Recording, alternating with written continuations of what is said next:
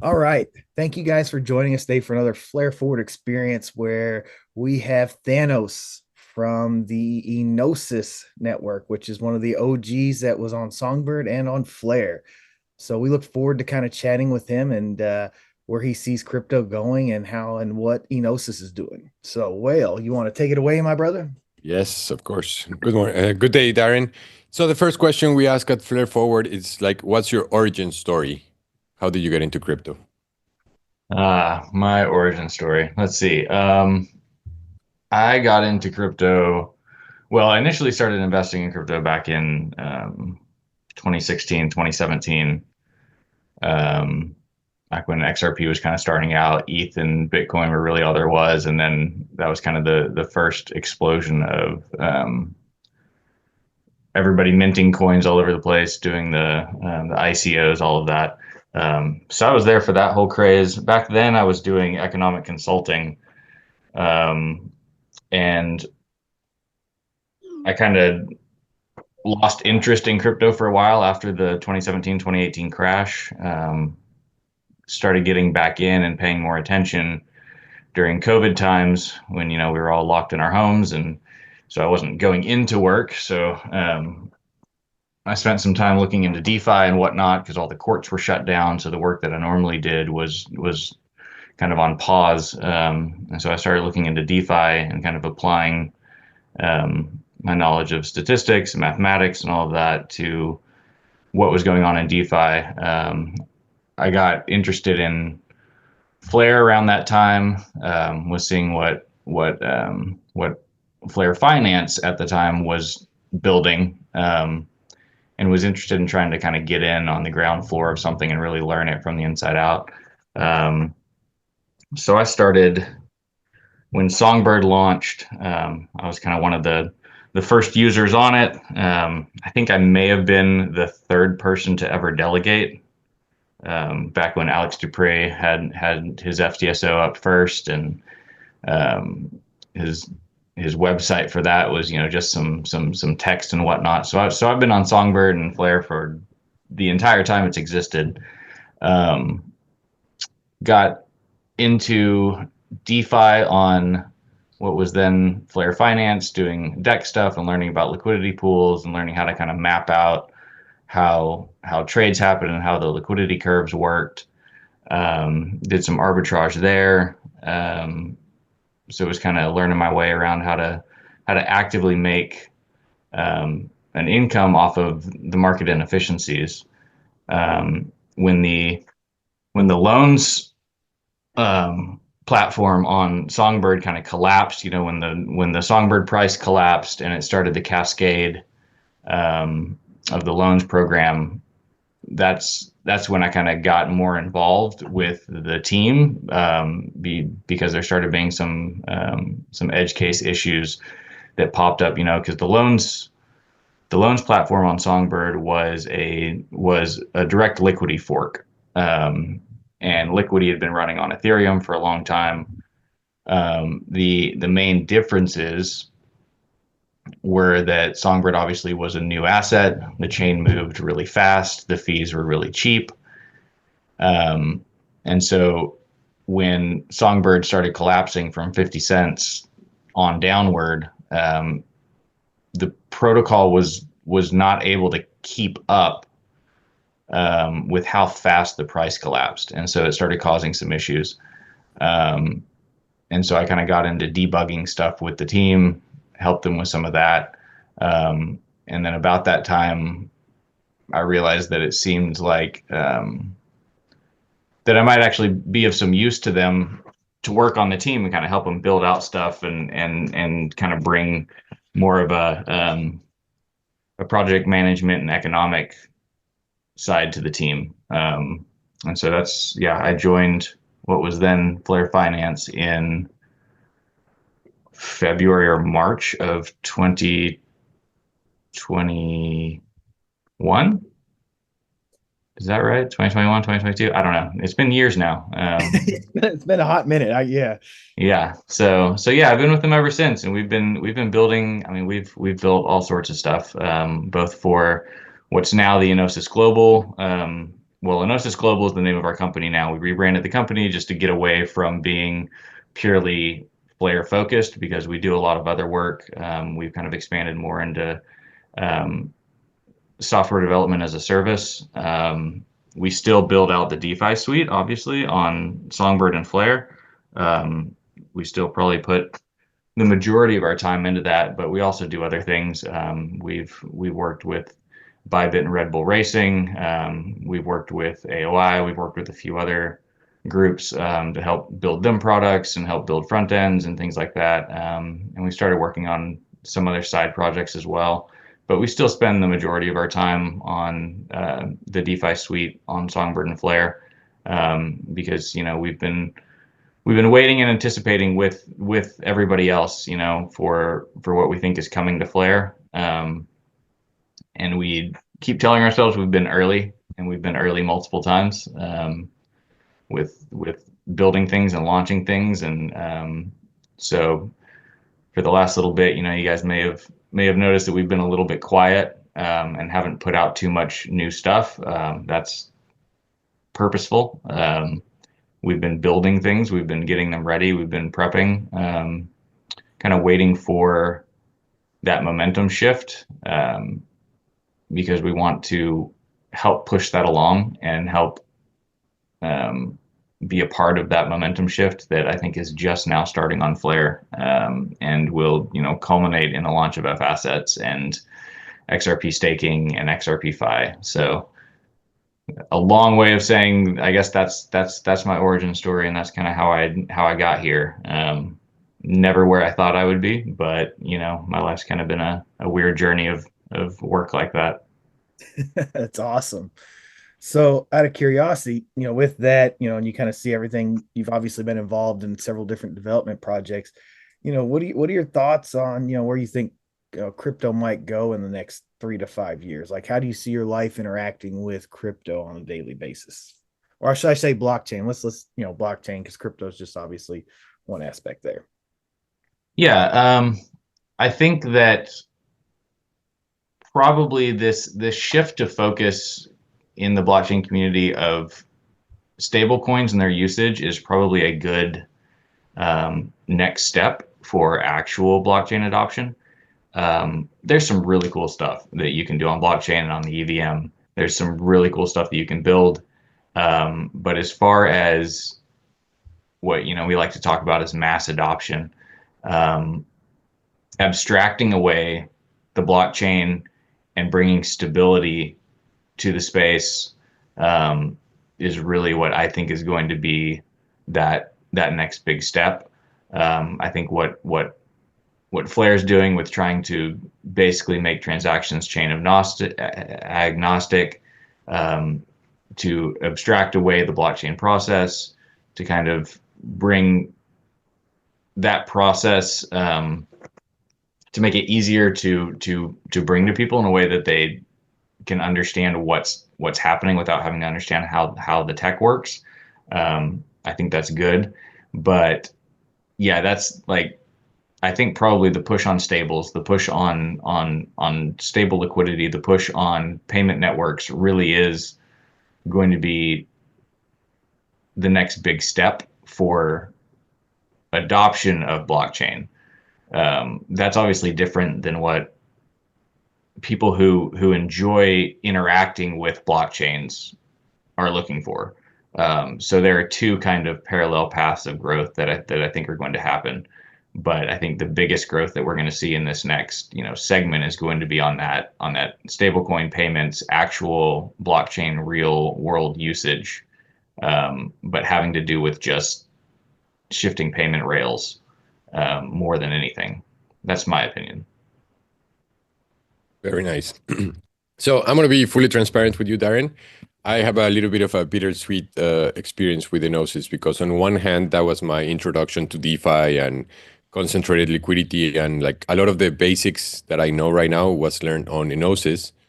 But then after the launch of B3 on Flare, I haven't been able to use the platform. And I feel like I try and then I hit a brick wall and then I just kind of give up. So I like literally yesterday after I read your post about concentrated liquidity, I was like, okay, let's give it a try again. And then I couldn't disconnect my wallet. And then I tried moving the range, and then it gave me like a client platform error or something like that. So I understand what you're saying about like keeping it quiet. Is there any updates to like the little bugs that happened since launch, or what's going on in that part? Yeah, I mean, we've been fixing things as they come up. There should have been kind of a round of additions in this last release. When we released new pools, we pushed some stuff. I'm not sure exactly what you're mentioning,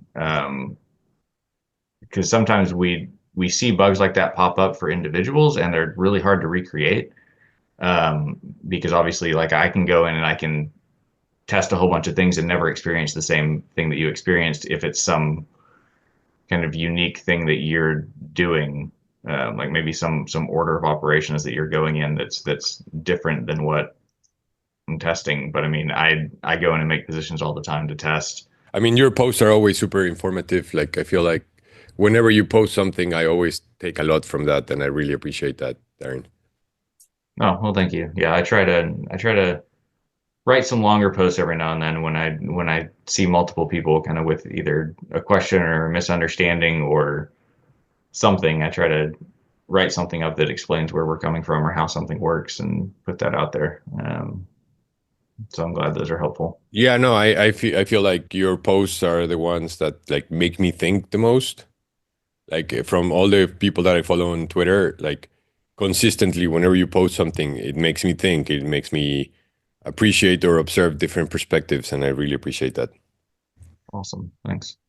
So Darren, I've got a question here. I come from a little bit more of a different background of business and stuff like that. So, what is a business model for a DEX? And the reason I ask that is because, obviously we do a lot of scraping and looking as we like to think of ourselves as real, like you kind of said, like users, helpers, trying to see and compare and contrast and help people understand what this DeFi system is. And you guys are kind of the OG, like I said, and but it seems like you guys have less liquidity than say SparkDex. Mhm. So is that affect the business model at all, or is that just part of a process? Like coming from like a revenue standpoint, because obviously you guys got to make revenue. You got to make Yeah. money. So what is that revenue model for Dexes, and does that even a factor in what you guys do? So the revenue model for a DEX, right, is maximizing fees. Um, the amount of liquidity you have doesn't matter. The amount of volume you have doesn't matter. The amount of fees you generate is what matters. If you're looking at revenue from a DEX. Um, so one of the things about what we do and what we're building, is that each individual product by itself is not as important as the whole. I don't know if you guys have looked into the APY cloud, but that's kind of the focus of what we're building, is that all of our products from an NFT marketplace to lending, if we have that, to dexes, to bridges, to stuff like Clover and Hermes. All of these things charge some sort of fee for their usage or earn revenue in some way, and that all gets channeled into the APY cloud, which is sort of the platform hub, the governance hub, and where all of that revenue gets gathered into one place, to be used to incentivize governance. Now, we earn our revenue kind of the same way, for the most part, off of the actual platforms themselves. So the DEX, it generates some revenue. The bridge, it generates some revenue.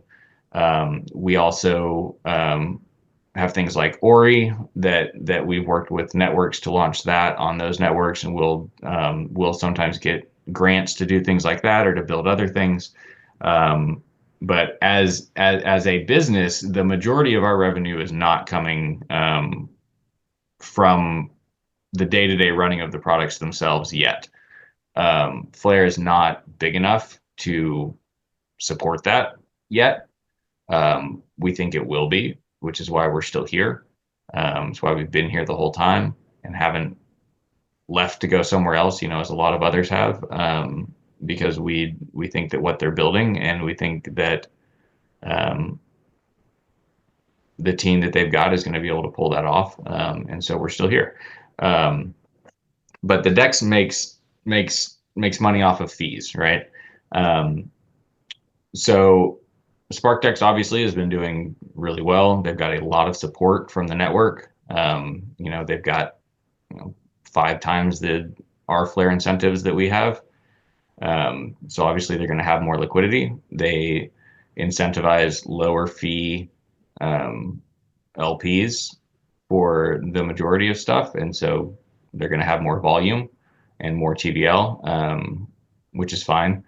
The fees that we're earning are probably on par with what they're earning. So as far as actual revenue being earned by the platform, I think it's probably similar, um, because we have some of the higher um, fee tiers incentivized, because we think that risk reward payoff is better, and that incentivizing people to put their liquidity into the lowest fee tier available, for things other than stables, I think shorts the liquidity providers from revenue that they could be earning. So we try to avoid that. But yeah, I mean, it's just a different platform. The way they run things is the way they run things, and that's fine. And we're going to run things the way we do.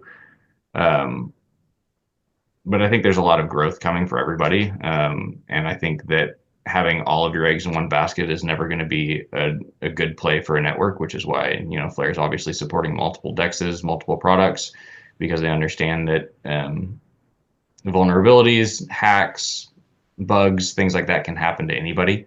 It's happened to them, Flare, I mean. So those things happen, and so you never want to concentrate too much in one place.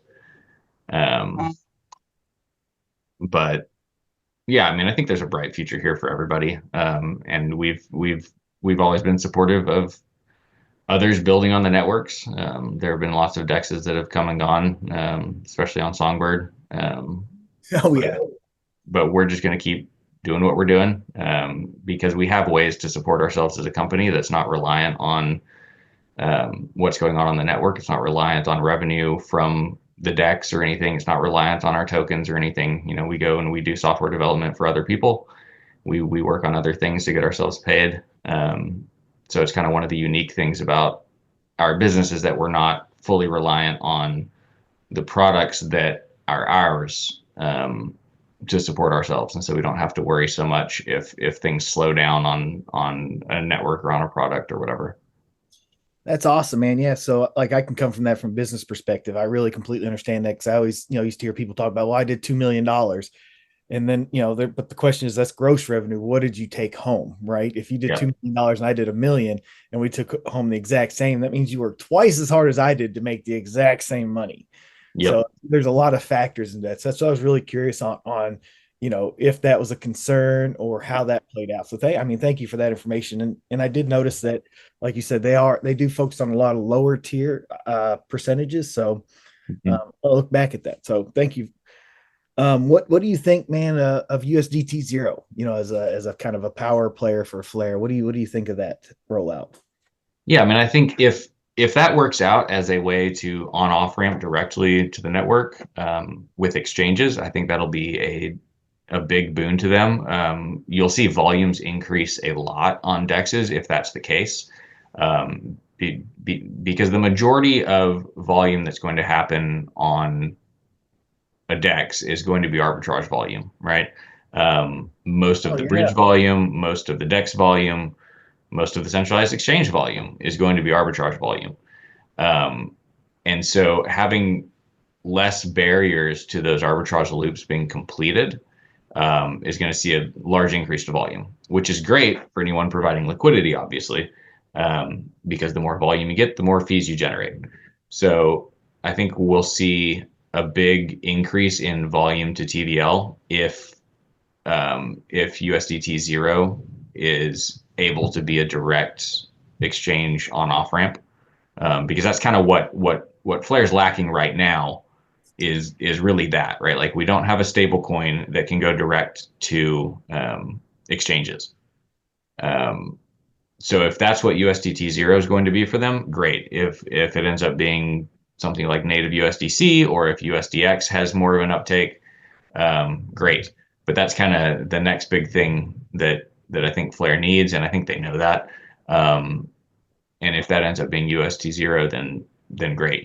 As far as UST zero itself and its functionality, I have not done a deep dive into how the OFT system works for that and how all that works.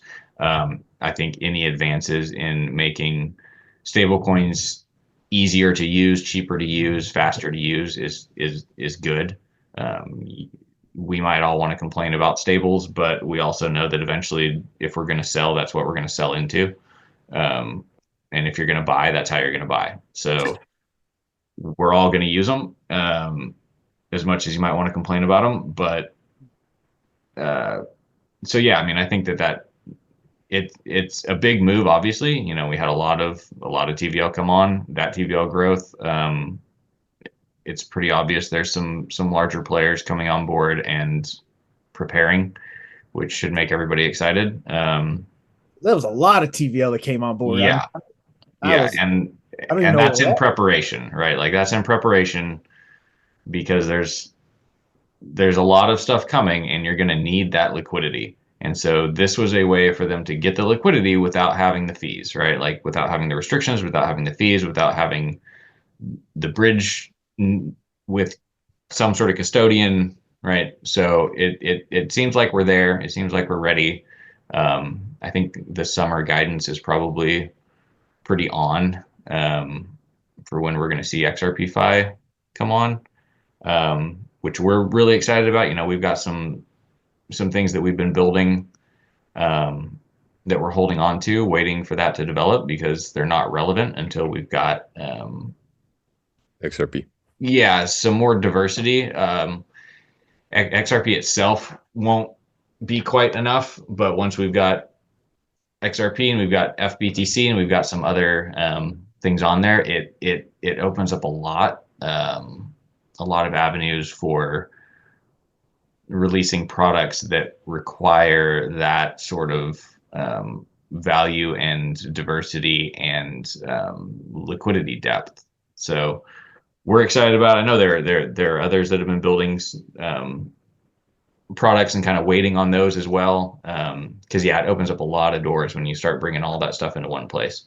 That's super exciting to hear you just dance around it. Like you don't want to give away anything, but something nice. Like it's exciting to kind of hear that tiptoe around, that you guys do have some really, really nice stuff in the background, for sure. What's the future of your bridge? Is that going to keep going? Yeah, I mean the future of our like when we initially built that bridge, we had expected, there to be F assets and layer cake, and those would be focused on kind of larger networks and larger tokens. And so we built a bridge that was really there to fill the gaps. We've seen obviously less support for that concept than we had hoped. So the bridge exists. Whether it continues to exist will be up to governance. It's not a huge moneymaker for us, but it's a solid piece of tech. It obviously needs improvements to be competitive, but whether or not to sink costs into those improvements is something that we haven't decided to do yet.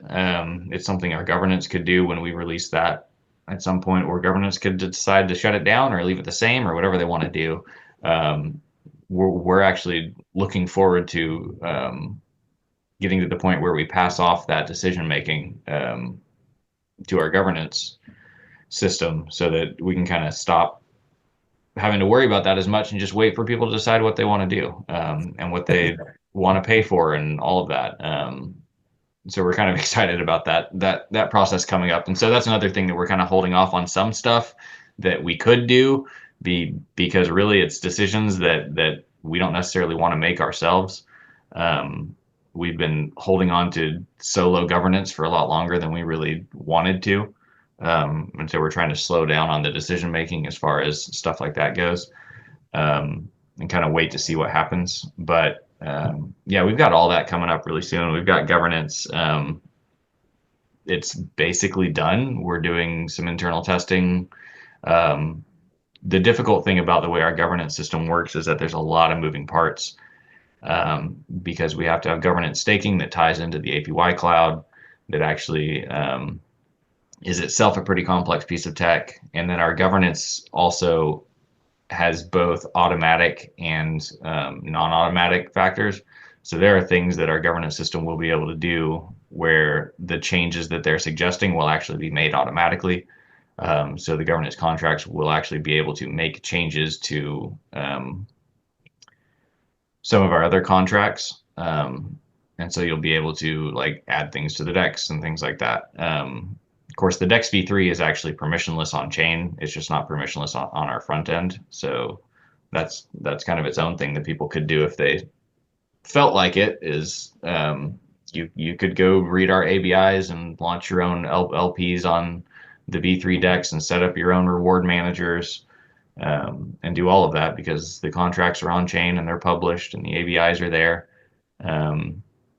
But yeah, our governance system is pretty complex because it's a real governance system. It's not just a voting system.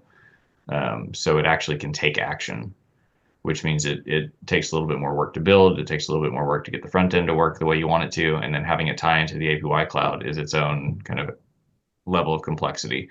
But we're getting all that ready. And we're getting a few other things ready. And we're basically just waiting for this momentum wave that we don't want to jump in front of, right? We don't want to be too early again because we've been too early You got to a make few money. times now. Yeah. No, for you, for sure, guys. You are gonna like you pass the test of resistance, of resiliency by launching like right before the bear market. Yeah, for sure.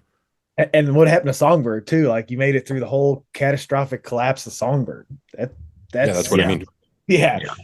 Yeah, that was definitely a little I can't brutal. imagine your guys. Brutal. Yeah, I can't imagine what that felt like as a developer. You just launched, you're super excited, you got the delegate and it just goes. Yeah. Yeah, and it's unfortunate that like the loans protocol was like part of the problem, but not because there was anything wrong with it, right? Like I think that was one of the most frustrating parts about that whole thing is especially being on the outside first and then joining the team, kind of in the middle of all that, was that loans itself functioned the way it was supposed to until it was fully broken all the way into complete edge case. Which at that point we actually discovered a bug in the Liquidity code, which we reported to Liquidity, and they made changes. So when it broke was when it was already all the way broken. And basically the only bug that was in the code was that it got stuck once it was all the way down to only one loan. But the process before that, there was nothing wrong with the code. It was just that there was way more leverage than could actually be sustained by the network. And so when the XFi snapshot happened, for some reason people had leveraged up heavily into that XFi snapshot. And as soon as that snapshot happened, they tried to delever. And that was the cascade, right? Like that's just like you can see it on the chart. If you look at the Songbird chart, it's at like 60 cents, right? And then within the next 30 minutes, which actually happened while I was driving, and I made my wife like pull over because I was riding in the car and we drove into a dead spot, and I made her like pull over before I lost signal, trying to like see what was happening because everything was falling apart at that point. I remember that moment. Like you can see it on the chart, and so then you start getting liquidations because everybody's leveraged up, and so then it's crashing even faster, and there was just no stopping it once that started until it got down to what, like 20 cents, and then it kind of steadied, and then it started crashing again, and that's where we started running into the issues with the market manipulator guys who had found that if they could keep the price of Songbird within a certain range and kind of bounce it off of that range, that they could arbitrage farm loans and kind of milk the liquidity back out of loans to profit off of if they controlled the market. And so they did. And they sat there for a week or two controlling the Songbird market, bouncing it between a range set until we made some adjustments that made it so that wasn't profitable again. And that's when they stopped, and so the Songbird market crashed again. So it's this whole That's the long thing where like the fact that loans existed caused some issues, but it wasn't because loans was causing issues. It was just the fact that there was leverage causes issues, which is always the case. You know, you see that in every market. If there's leverage, the issues are going to get bigger. go All for right, it. Darren. All right, Darren. So you want to tell us, thank you for this time. Again, really appreciate your time. So tell us, man, what are you most excited about for Enosys in the next near future? Yeah, I mean, I think I'm most excited about getting governance out there, the APY cloud. We've got some other stuff that we're building. You know, we're finishing up the Samurai staking stuff. We're finishing up Hermes and all of that and getting that all ready to go. So we've got a whole bucket of things that we're getting Ooh, ready to send out. And exciting. we're kind of waiting for a good moment to start that process of rolling things out. Because we want to do a bunch of stuff at once, rather than kind of space them out. So there's going to be a lot of stuff coming. I think this summer, if Flare sticks to their timetable and gets XRP onto Flare this summer, I think it's going to be a pretty fun summer. Oh man, tell me So about by it. the way, where are my socks? I want I some know, socks. I know. No, I'm like wearing the t-shirt right now. I mean, we've got all that stuff. It's sitting in people's like houses and apartments. So so we're ready to get it out there. Um, we have to switch an indexing service. The guy who was working on that is on vacation right now, and when he gets back, that's kind of the last thing that we need to do there. We worked to rewrite a bunch of the Hermes stuff because we realized it wasn't really viable on higher cost chains like ETH, and so we rewrote that into Hermes Lights, so it uses way less gas. It's a better system, and then we decided, well, we'd go ahead and make it as permissionless as possible. So basically, when it launches, I'm not sure if it'll have the full functionality yet, but the intention is for it to be more of a marketplace where people can actually list their own stuff without having to go through us. It's got a system to deal with all that, but it's running right now on Ethereum, doing the Red Bull Racing hats, and stuff like that. So there's other things that are going to be added, and then we're going to get that released on Songbird, and then we'll eventually bring all of that to Flare, at some point. You know, we kind of let the drops platform and gallery and all of that kind of fall to the wayside because nobody was really using it, and so it didn't seem like a priority. And so we're going to get that finished up. But yeah, we've got a lot of stuff that we're at the finish line on. And hopefully we can get all of that out in quick order once we start releasing stuff. But until then, just assume that radio silence from us for the most part means that we're pounding out those last few bits on a lot of different things, and kind of getting ready to ride this wave that we think is coming here for Flare. So You by should the throw way, out a riddle similar to the six bosses from Hugo. Yeah, yeah, yeah. I That could. was a good one. I'm going to jump in for Ace. You know, Ace feels terrible about not responding to you. Oh, it's fine. Oh, it's fine. Giving him a little bit of grief for it, and he's it's been a lot of fun.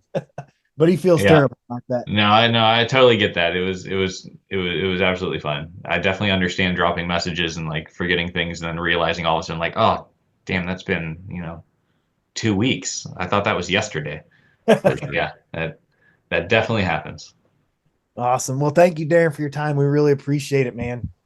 Yeah, thank you, Absolutely. And Thanos. happy to come on again sometime. I mean, happy to talk about stuff that's happening with us, happening with Flare overall. I mean, I've been here for a long time. So You I'm have an open door, Darren. So if you have something coming out and you'd like us to kind of dive into it with you, we more than want to. Like that's what we love doing. We like talking to devs. We like helping them get their tools out there, playing with the tools, finding errors. You know, we want Flare to succeed, and that's what we feel our part is to get people to your side of the story, which is what we get a lot of feedback from and from the community. They love hearing these snippets and these plays because it it lets them know, there's two sides of every equation. And when the other side doesn't get to talk a whole lot and doesn't really get to have their side said, it's hard for people to understand what happened and why and stuff like that. And some may know from, being early on, but that was a super tiny community compared to where we're at now. So true. Yeah. Yeah, we love doing this. And so you have an open door, man. If you guys are going to roll something out and you want to roll it out with us to kind of help push it out there so we can help the community find it and use it better, please, by all means, let us know.